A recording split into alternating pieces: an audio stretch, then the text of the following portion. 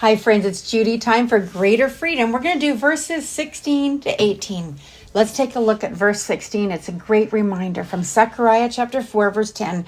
Do not despise small beginnings. When you see that sack, it sounds like Zechariah.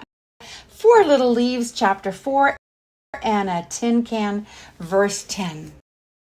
Do not despise small beginnings. Do not despise small beginnings. Do not despise small beginnings. Zechariah 4, verse 10.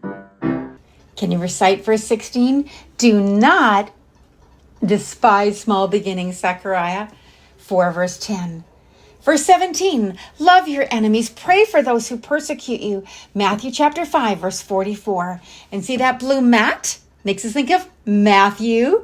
And the guy, he's got 5 fingers out. Chapter 5, and a set of forks represent 44. Love your enemies, says the Lord. Love your enemies, says the Lord. Pray for those who persecute you. Love your enemies, says the Lord. Love your enemies, says the Lord. Matthew 5, verse 44.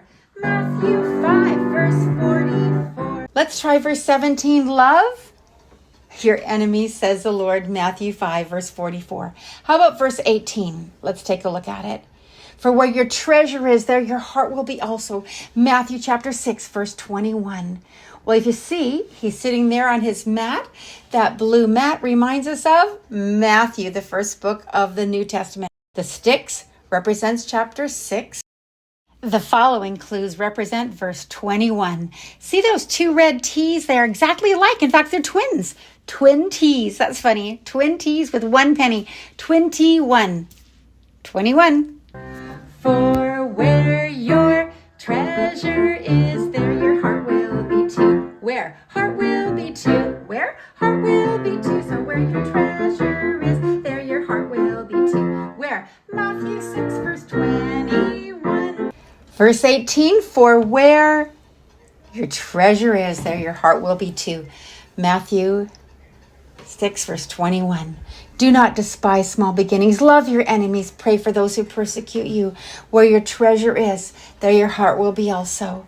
Don't forget your principles in action, Greater Freedom 1.0 for verses 16 to 18. I love Wendy's stories and little devotionals.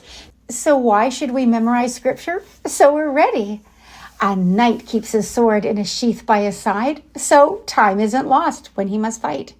But when doubt, fear, deceit are his daunting foes, the sword of the Spirit is what he tows. This word of God he stores in his mind, so with truth he can pierce every quarrel and lie. The Bible is the sword of the Spirit. Do not despise small beginnings. Love your enemies. Pray for those who persecute you. And where your treasure is, there your heart will be too. Matthew 6, verse 21. Okay, Wendy's got a little clue. Woe to you. Let's see what's coming up in the next section in greaterfreedom.org.